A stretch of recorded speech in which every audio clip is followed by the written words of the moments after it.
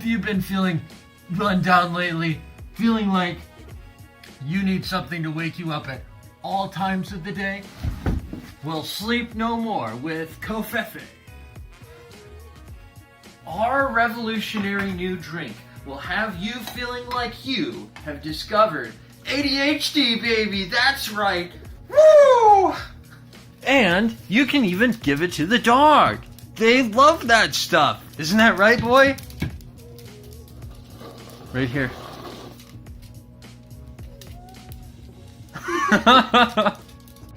You can even put it in your car for better gas mileage this way, guys. Trust me.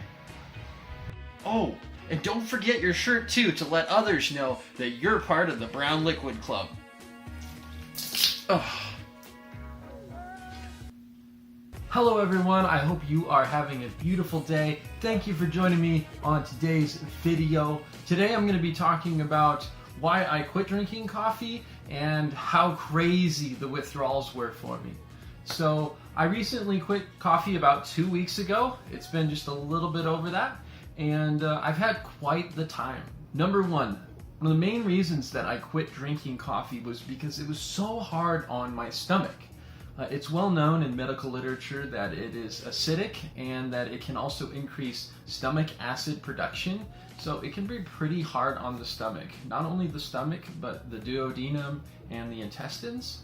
It also stimulates your bowels and it can make you pee a lot. So it does a lot to your system, and some people are a little more sensitive than others. Number two, it was pretty hard on my teeth as well. If you've ever drank coffee and just let it sit there for a few minutes, you know that feeling in your gums? Yeah. Number three, coffee can definitely increase your stress level. For me, I definitely had a lot more anxiety and stress from drinking coffee, and the more I drank, the more anxiety I would get. And this is because it increases your cortisol levels and your adrenaline levels, and it really can make you feel more stressed out than you might actually be. So, once I quit it after 2 weeks, I was so much more mellow. It did take a little while, but you do feel the difference, and I definitely do. Number four, it was making it really hard for me to sleep at night. Since coffee is a stimulant, when I would go to bed at night, maybe have like a cup of coffee at noon or even 2, I'd be up to like 1 in the morning, 2 in the morning even. And since I've quit drinking coffee, I fall asleep a lot easier at night, which is really good for me because I've always had sleep issues. Number five, it adds to my acne problem, and this is because of the stress and hormone relation. I'm someone that's really sensitive to acne. If you haven't already seen my previous videos, I have mentioned coffee before. And I'm guilty, I would still drink the coffee, but I'm done now. And I have noticed a difference, even though it's only been like 2 weeks. Number six, this one might not be as well known, but sometimes I would notice that my vision would be more constricted.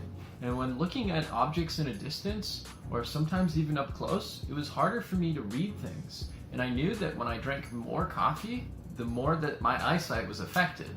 And that's because it constricts the blood vessels in your eyes, if I remember right.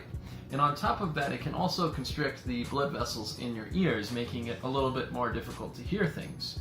So, just something to keep in mind. Number seven, I was never really a fan of the taste of coffee. I just enjoyed the way it made me feel, and it helped me get up and get ready for work and go do things.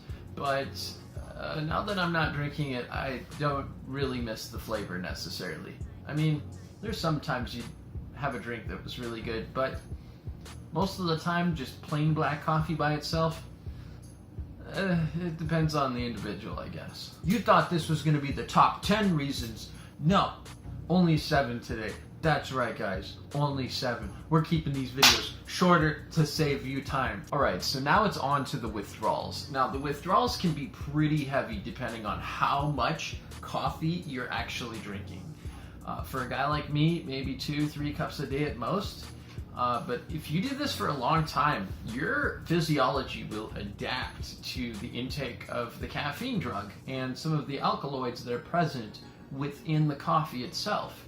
And if you're coming off of it cold turkey like that, you're going to go through some withdrawals for me, the first morning I got up, I had a headache, and I had pressure in my head most of the day. In fact, that went on for, you know, a good 2-3 days. I had a pretty decent headache going on, and I was really slow. I mean, a little bit foggy, but the fatigue was the biggest thing. Oh my gosh. I mean, the first week I was just toast. I mean, I was really tired all the time. You know, I'd wake up and I'd be like, did I even sleep last night? Like, what's going on?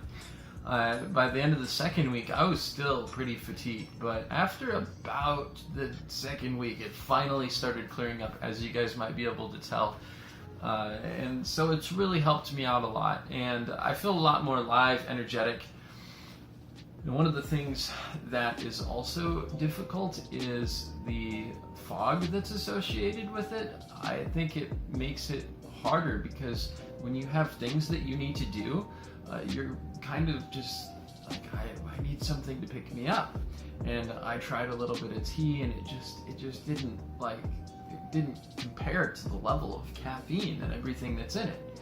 So by the end of the second week, I started the day off with just like this 1/4 cup of kombucha, just a little bit, and some lemon in there, and that was perfect to pick me up. In fact, I hadn't had caffeine in so long that little tiny bit of caffeine that I took actually gave me just like a short headache. It sounds crazy, but I read through some of the literature of people, and they've had withdrawals that go on longer than a week. You know, I've seen some that talk about 3, even 4 weeks, just depending on how much you drink. So if you're going to be coming off of coffee, I recommend that you kind of take it down a notch little by little, unless you're really dealing with like a bad stomach problem. It's better to just wean off of it. Give yourself a few weeks, do less and less and less, and let your body adapt to it gradually. Because if you cut it off, you're going to feel those withdrawals a lot harder. So just my recommendation to you guys out there. So I wanted to leave you with a few facts about coffee so that you're aware of it if you ever have any gastrointestinal issues, stress issues, things like that, so that it might help you out in the future. So that's all for today, guys. I'm going to leave a little bit more information down in the description box that can explain some of these side effects a little bit better than I probably can. But I really appreciate you watching. Please feel free to subscribe, hit that bell notification down below, leave a like, and comment. I want to know your experience. Have you been through a coffee withdrawal? How long have you been drinking coffee? Does it affect you? Let me know in the comments below. But I appreciate all your support. We're coming up on 1,600 subscribers, so I really appreciate it, guys. We're working our way towards our first 1,000,000 views on the channel, which is awesome. So feel free to share this video, and we'll see you again in the next one.